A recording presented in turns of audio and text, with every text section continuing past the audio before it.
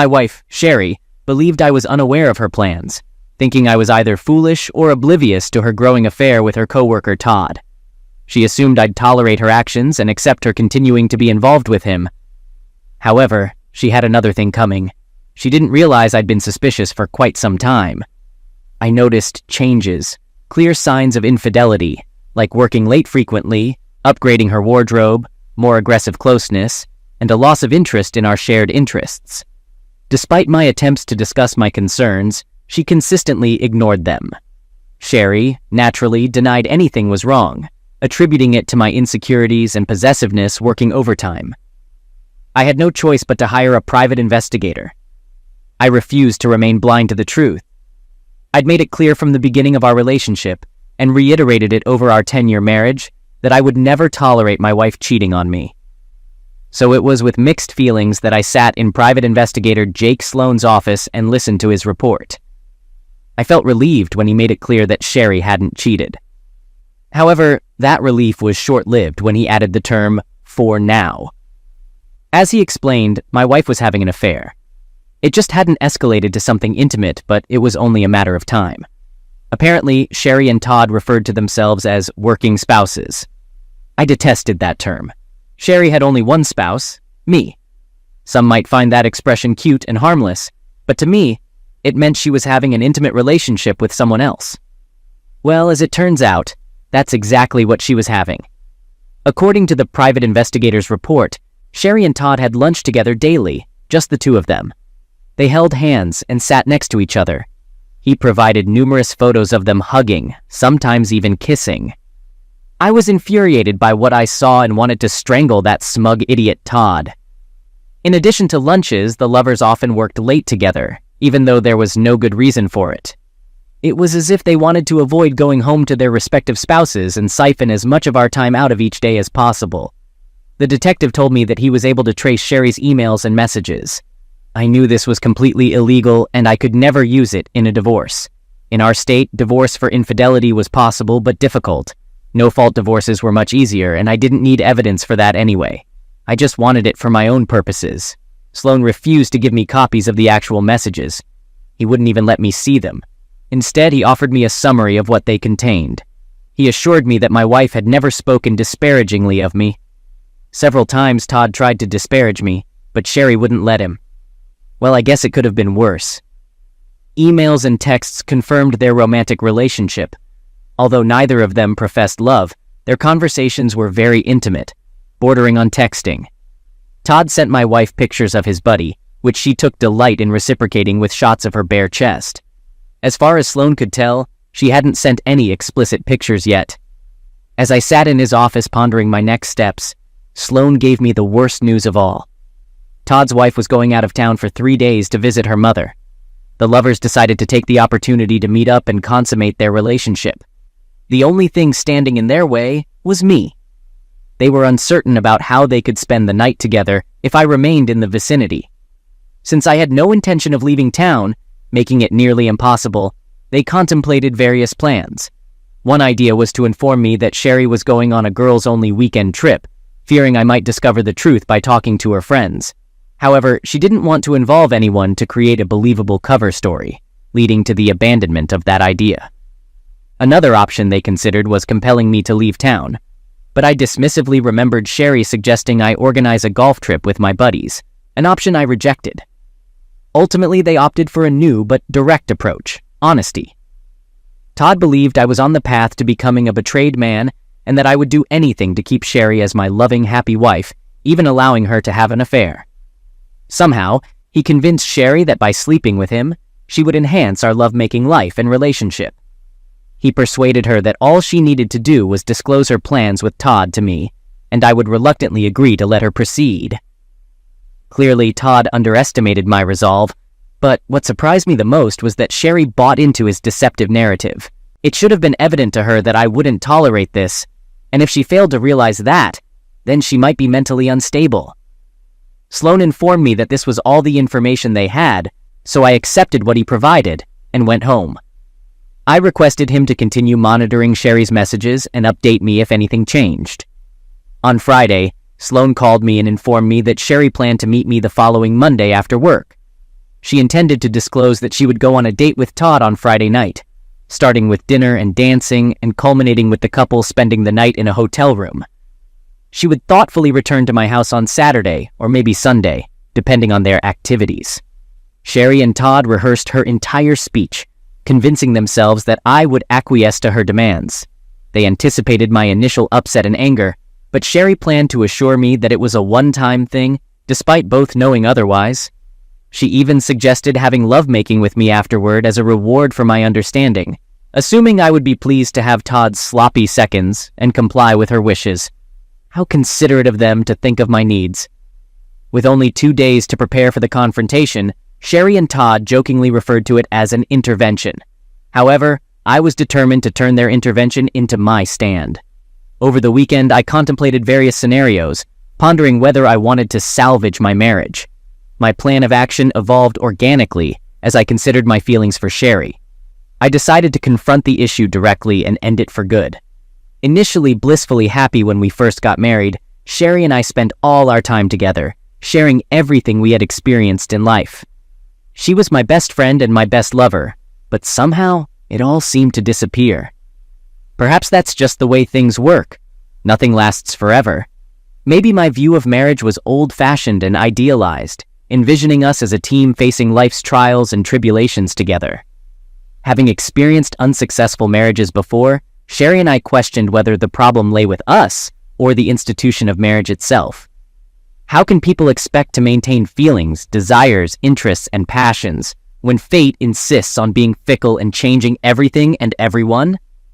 In a world of fast-paced culture, social media, and instant gratification, perhaps marriage, like dinosaurs and CDs, is obsolete. Briefly considering the idea of letting Sherry be with Todd, I quickly dismissed it, refusing to let him claim rights to my wife. I was ready for a fight when my wife called me just after lunch on Monday. "Hey, Sherry," I said, noting her recent lack of calls during my work hours. I expressed my concern about it and hoped everything was okay. She greeted me with a "Hi, honey," which made me wonder if she used the same endearment with Todd. Despite the thought, I brushed it off and inquired about her being home on time tonight, as she had something important to discuss. Responding positively, I mentioned having important news as well, and confirmed my availability around 5:15.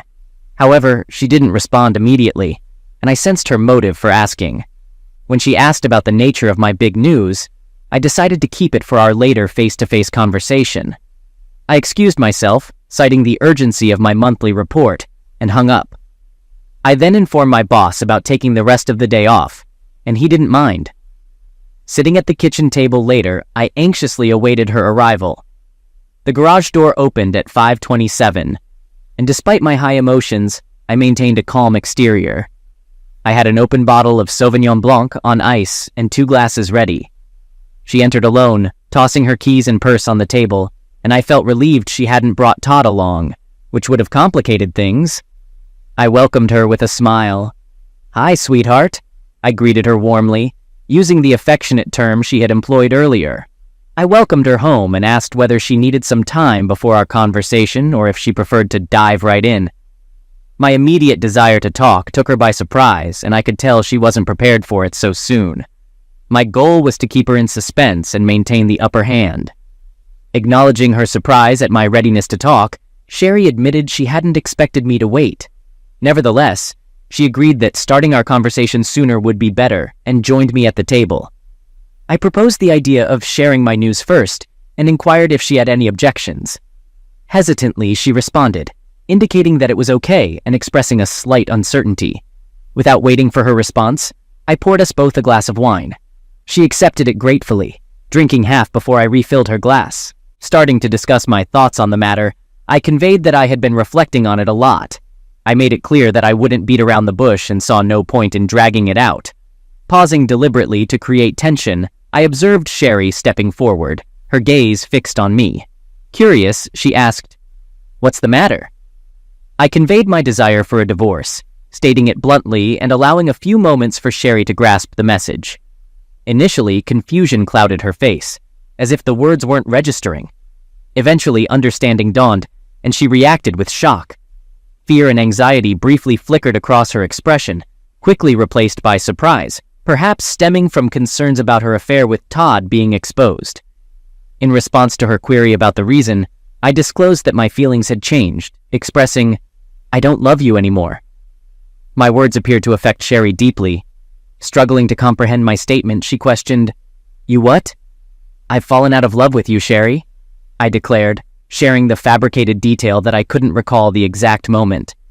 In truth, I was well aware it had been a long time, but I had avoided confronting the reality.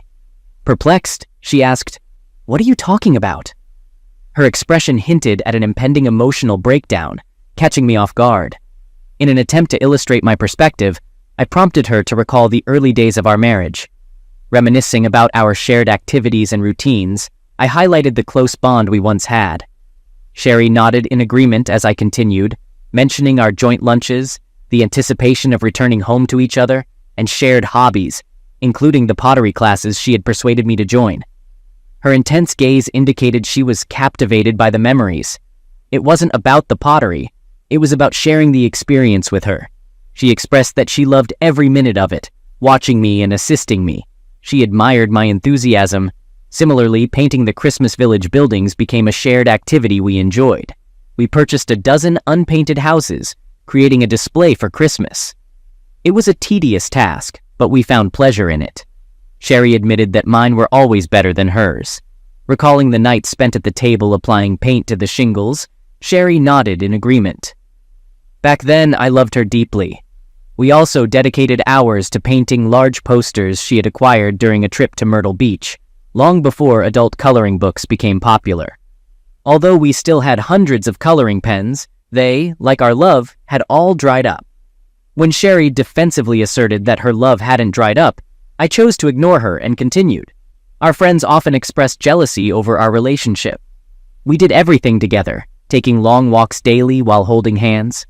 If I needed to run errands, such as going to the hardware store for grass trimmer line, she would accompany me. Similarly, if she wanted to shop for clothes, I would patiently wait outside the dressing room. Sherry challenged me, noting that I didn't enjoy accompanying her during shopping trips. I explained that I was often on my phone, not particularly interested in the clothes, but rather there to be with her. I emphasized that I didn't mind what she chose, finding her beautiful in everything. I mentioned that I could have stayed home watching sports, but chose to be with her instead. We discussed how other women in the neighborhood gathered for activities like bingo or bachelorette parties, but Sherry never showed interest. Recalling her reason for not participating, I acknowledged her previous comment about preferring to hang out with me than with the chickens. Reflecting on our shared moments, we remembered cuddling under the covers on many nights, watching a favorite movie. Sherry, wiping a tear away, expressed her love for the film. I mentioned that we must have watched it at least 100 times, and expressed a desire to continue watching it together. In response to my mention of divorce, Sherry exclaimed her reluctance to end the marriage. She envisioned growing old together, taking cooking and ballroom dancing lessons, or simply lying in bed and reading books. Expressing the growing estrangement between us, I admitted uncertainty about when it began, looking intently into her eyes. We transitioned from dining out 2 or 3 days a week to a weekly occurrence, a change largely influenced by Sherry. She claimed a lack of time for lunch outside the office, which turned out to be untrue. She continued eating out, but with someone else. Eventually, we ceased having lunch together entirely, and I started joining my coworkers. I gradually found enjoyment in their company, perhaps even too much. In the conversation, I exaggerated the situation, making an effort not to place blame solely on Sherry. I wanted to avoid triggering defensiveness or turning the discussion into a scolding. That wasn't my goal, at least not yet. Our habit of coming home early to spend time together lost its significance. We began working later and later, and when we finally did return home, we often felt distant or distracted. Responding to Sherry's question about why I never talked about it, I acknowledged that she was right. Despite having expressed these concerns many times before, I agreed with her, expressing a wish to understand why spending time together hadn't been important for her. I admitted feeling a sense of failure in that regard. I felt like I was taking responsibility for our estrangement. That was far from the truth. I knew that if I hit Sherry with Todd first, we couldn't end the discussion without it getting nasty. I would never make her see my side of things. I'd be the controlling, jealous idiot before I revealed what I knew. I wanted her to remember what we had and think about her role in destroying it. Gradually, we stopped doing almost everything together. You started going to your bachelorette parties, I started going to poker nights, you'd go to spas on the weekends, I'd go golfing. Sherry and I began to spend entire days without discussing anything beyond the weather or the latest news. Our lovemaking life also suffered, with fatigue or lack of interest often hindering our closeness. Reflecting on our early days of marriage, I pointed out how we couldn't get enough of each other. We used to engage in intimate activities 4 or 5 days a week, sometimes multiple times a day. I mentioned playfully fondling her while she cooked, skipping dinner to spend the night together. Activities like going to the hot tub, which used to be a regular part of our routine, had become non-existent for over a year. When Sherry suggested that I didn't want lovemaking anymore, I refuted the idea, finding it baseless. I believed she might be trying to shift blame onto me to justify her own behavior. In response, I laughed and clarified, "Oh God, no, I never stopped wanting lovemaking. I'm just as eager now as I was 10 years ago. I simply stopped wanting lovemaking with you." I knew that would hurt deeply. She thought she had rejected me physically, and here I was telling her that our lack of lovemaking was because I didn't want her. I almost would have laughed if I hadn't been so hurt. Sherry, taken aback, asked what I meant when I mentioned she didn't want to have lovemaking with me. I casually mentioned losing interest and described how, from my perspective, she seemed unresponsive and disinterested in anything exciting or remotely naughty. I suggested that it appeared as though she wanted to finish quickly and move on to more interesting activities like knitting. Expressing my desire for weekend lovemaking marathons, I emphasized that she didn't even want me to give her an incredible pleasure. I labeled our physical encounters as boring and claimed that I had faked enjoyment in the last few instances just to get it over with. When Sherry objected, claiming that I came inside her, I reminded her that she insisted on using contraceptives, despite being on birth control. I explained that she never paid attention to the contraceptives, making it easy for me to fake it by humming, rolling off, and disposing of the empty contraceptive. Her reaction was one of shock and embarrassment, and I admitted that my plan had worked. Apologizing, I added insult to injury by suggesting, "It was me, not you." She stared at me for a moment, her face flushed, tears dried. I wasn't sure if her expression reflected anger, frustration, or embarrassment. In an attempt to ease the tension, I refilled her empty glass, and she took a big sip. Continuing, I explained that it was only a matter of time before we started seeking companionship elsewhere. I clarified that when I said someone else, I didn't mean myself, though she wasn't aware of that distinction. Suddenly, Sherry asked angrily if I was cheating on her or in love with someone else. In response, I reassured her of my commitment to our marriage and emphasized my aversion to infidelity. I acknowledged our shared history of being betrayed by our previous spouses, expressing my dedication to not repeating those mistakes. Sherry apologized, recognizing the unfair accusation and agreeing that she knew I wouldn't engage in such behavior. However, she looked guilty and couldn't meet my gaze, her hands trembling. Transitioning to the topic of our intimate relationship, I suggested waiting until after the divorce to be together for the first time, hinting at a new love interest. I then revealed my big news, stating that I had met with my lawyer and finalized the paperwork. I informed her that she would be served with divorce papers on Friday. In response to her desperate inquiry, I reiterated that she would indeed be served on Friday, attempting to conceal a smile. I explained that it was for the best, allowing both of us to regain our freedom and acknowledge that the last 10 years had been a waste of our time. I expressed that the past years weren't a waste of time for me, and suggested to Sherry that she likely desired the divorce as much as I did. I mentioned that it seemed she hadn't wanted to be with me for a long time, labeling our wedding as a mistake. Sherry objected, expressing her unwillingness to get a divorce. She insisted that she loved me and wanted to be married forever. Regrettably, I responded that I no longer loved her, citing the no-fault divorce state we were in. I explained that splitting assets equally was the norm, and we could avoid a messy legal process unless one of us cheated and infidelity could be proven, which was unlikely in our case. I proposed dividing our money equally, planning to visit the bank the next day. I mentioned the need to open new accounts, get new credit cards, change utility bills, and sell the house, with a realtor scheduled to put it on the market on Wednesday. Sherry, feeling overwhelmed, objected, expressing uncertainty and asking me to stop. She cried again as I assured her that I had already packed my things and would be staying in a hotel until a permanent move. I suggested she stay in the house until it was sold. Sherry shouted for me to wait, but I insisted there was no need, emphasizing the urgency to handle everything before Friday. Confused, she demanded to know the significance of that particular day. I casually mentioned that Friday was the day she had planned a date with Todd, her boyfriend. I suggested it was the day they intended to spend the night in a hotel together for a passionate evening. Sherry froze, her eyes wide and mouth agape. As she attempted to respond, I pulled out a folder containing a summary report from a private investigator. I showed her the section detailing her plans with Todd on Friday night. Interrupting her, I pointed out that the report confirmed their reservations at the Gaylord Texas for that night.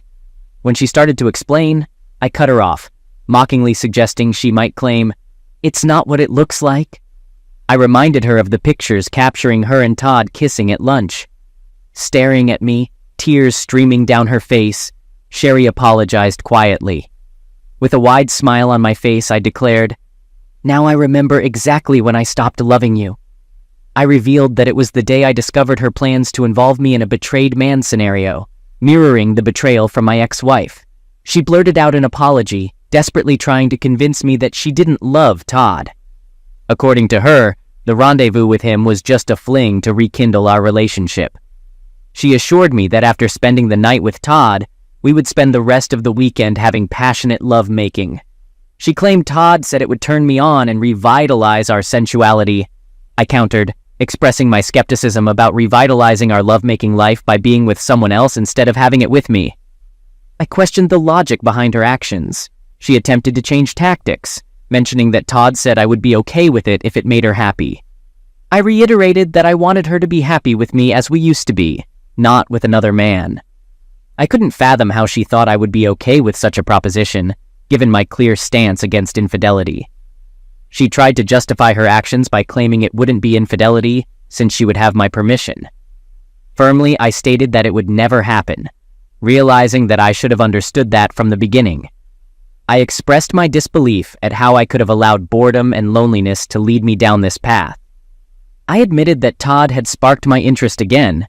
In response to her questioning how I could be bored and lonely when we were happily in love, I acknowledged that I didn't know. She continued, suggesting that I might have felt that way because I cut us off, stopped having lunch with her, and avoided spending time together.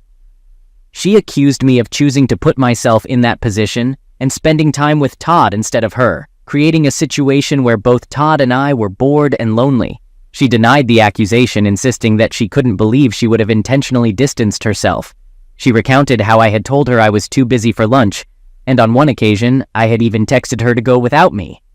She believed it was my decision for us to stop having lunch, and I never mentioned it, which she thought indicated I didn't realize the change. Sherry expressed that I had been so absorbed in my world with Todd that I didn't notice I was losing her. She declared that she didn't want Todd. She wanted me and us to be the way we used to be. Apologizing, she admitted to screwing up and giving up on us. I insisted it was too late, shaking my head in disagreement. Sherry pleaded, promising to quit her job, work elsewhere, and never see Todd again. She professed her love for me and claimed she hadn't cheated because they didn't have lovemaking. She acknowledged her foolishness, stating that Todd meant nothing to her and begging me not to leave. I maintained that it wasn't that simple, disagreeing when she said I stopped her before she went too far. I argued that just lovemaking would have sealed the deal. Sherry protested, saying they were just friends, and I countered, emphasizing that she should have been friends with me more than anyone else. Overwhelmed, Sherry dropped her head in her arms, sobbing, and vowed never to neglect me or take me for granted again. Sherry pleaded with me, asking if we could treat the situation as a big mistake and begging for forgiveness. I responded, stating that it wasn't just a mistake but a betrayal of our love. She insisted that her heart had always been mine, and I was the one who was willing to give my body to another man. I reminded her that she stopped me and questioned if my love for her was so insignificant that I couldn't fight for it. Expressing that she meant everything to me and that I'd fight for her, Sherry claimed she would die for me. I harshly declared my lack of affection, causing her to scream and attempt to pull me towards her. Despite her apologies and pleas, I asserted that while I believed she was sorry, it didn't change the fact that I no longer loved her. I assured her that she had Todd for comfort. Upon her revelation that Todd was married and only interested in a physical relationship, I grinned and suggested that his wife might have something to say about that. I informed her that both Todd's wife and I had used the same divorce attorney, handing her a folder containing the investigator's report, pictures of her with Todd, and details of the divorce proposal. I advised her to read the entire document. Sherry pleaded with me not to take such actions, suggesting that if I wanted to accompany her to the bank, I should call and let her know. I got up from the table and walked out of the house, ignoring the sound of my wife crying. Update. Sherry grappled with the divorce, and to avoid a prolonged and expensive legal battle, I agreed when the judge recommended marriage counseling. The counseling surpassed my expectations, fostering open and judgment-free communication between Sherry and me. She gained insight into why Todd's advances nearly jeopardized our marriage, and I conveyed the pain and humiliation she had caused.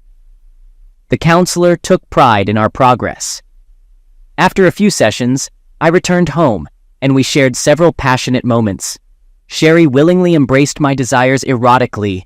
A year later, we had rekindled the loving connection we shared at the onset of our marriage. Sherry switched jobs and joined my company. We commuted together, had lunch daily, not out of obligation but genuine desire. In fact, we did nearly everything together. We adorned a small Christmas tree, completed abandoned paintings, took up another ceramics class, and enrolled in ballroom dancing. To my surprise, a box of colored pens I found wasn't dry. One night while cuddling under a blanket and watching You've Got Mail, Sherry kissed me and conveyed the need to discuss something important. Tears welled in her eyes, causing a moment of panic as my heart skipped a beat. Without giving me a chance to respond, Sherry revealed, "You're going to be a daddy." I smiled, wiped away her tears, and in a playful manner mimicked Tom Hanks saying, "Don't cry, Sellers." So I'm just obsessed with happy endings. All right, that was a fun story. Now let's move on to another exciting one. Stay tuned and let's dive in. I'm Bob, a 48-year-old trucker. Once I had a blissful marriage, but everything changed in an instant, causing me to lose not only my family, but also my job and the house I purchased with my savings a decade ago. I'm prepared to share how my wife's betrayal altered my life as a truck driver. The road has become my second abode, where hours behind the wheel blend into an endless stream. Scenery passes like mist, with new people and places emerging continually. At times, I've had to sleep in the cabin, wrapped in a blanket against the cold. Endless traffic jams from accidents or construction disrupt my journey, yet stopping at a motel for the night, enjoying a hot shower, and sinking into a soft bed provides solace. Trucking presents both challenges and opportunities. Through this job, I provided a good life for my wife Melissa and our beloved daughter Nancy. I aimed to be home as much as possible, though long-haul trips often caused me to miss important events. Nevertheless, they always welcomed me eagerly upon my return. At home, Nancy would rush to me with cries of joy, wrapping me in tight hugs and sharing every detail.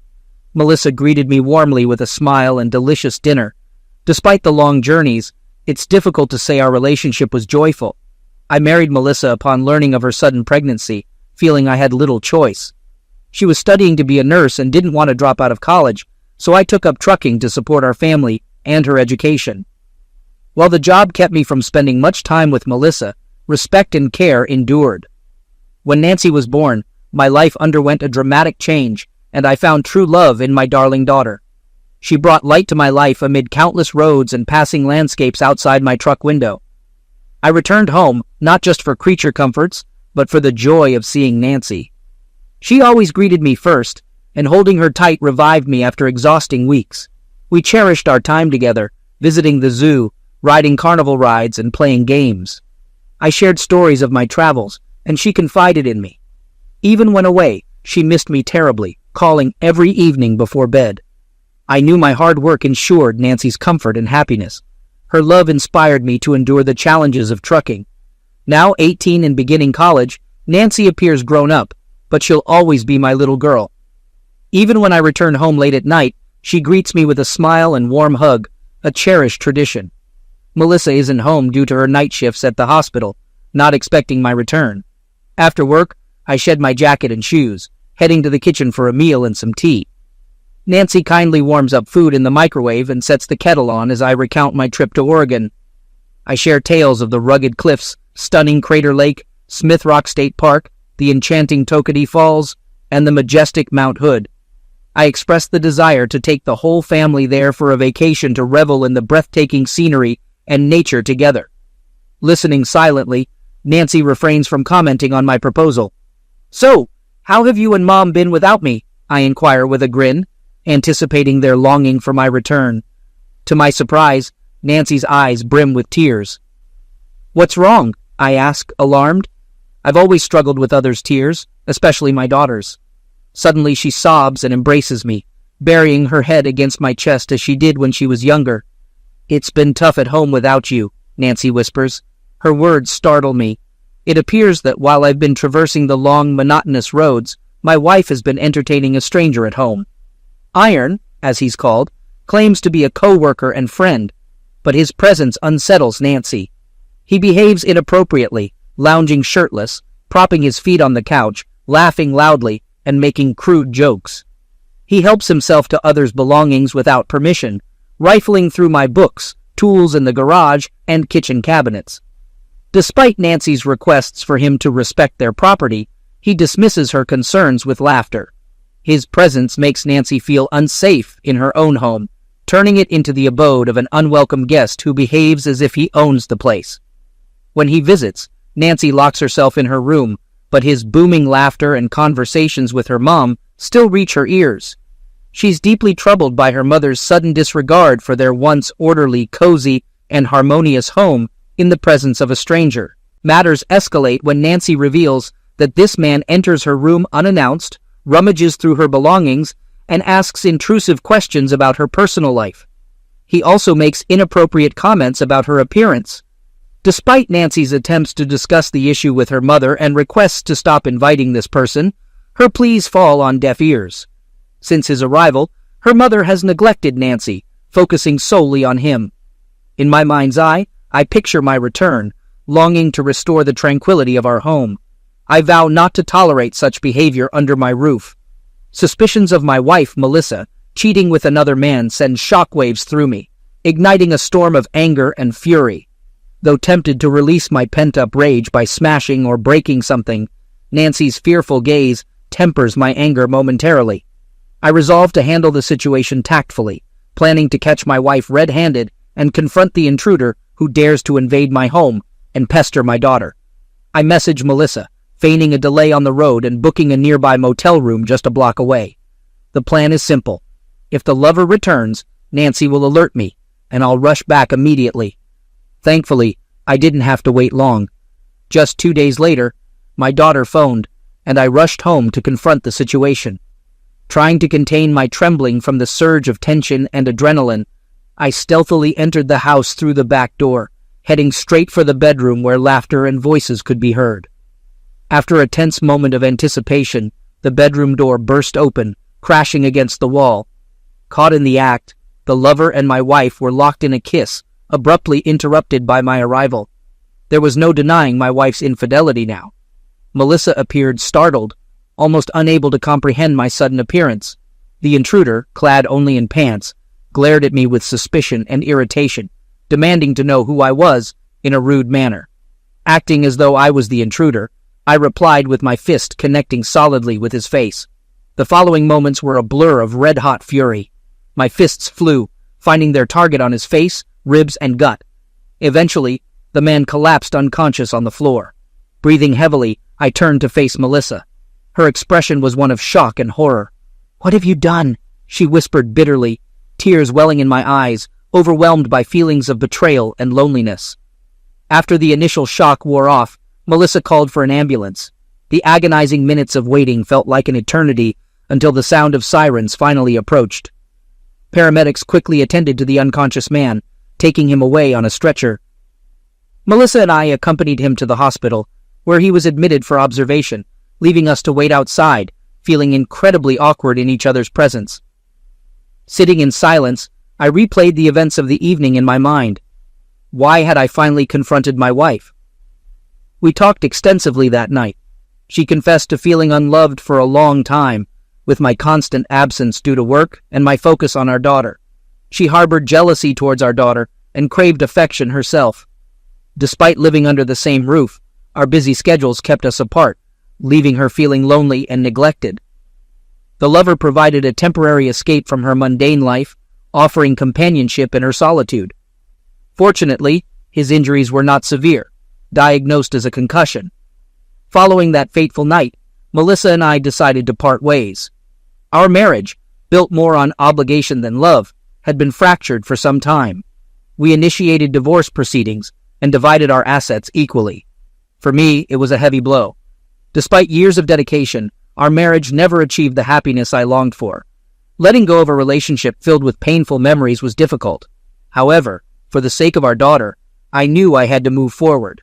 Melissa relocated to another city where she began anew, eventually finding love again and remarrying. Though forgiving my ex-wife wasn't easy, for Nancy's sake, we maintained civility. While Nancy visited her mother occasionally, she always felt like a stranger in her new family. Her true home remained with me, where she was genuinely cherished. Despite life's trials, our bond grew stronger, and we found true happiness in each other's company.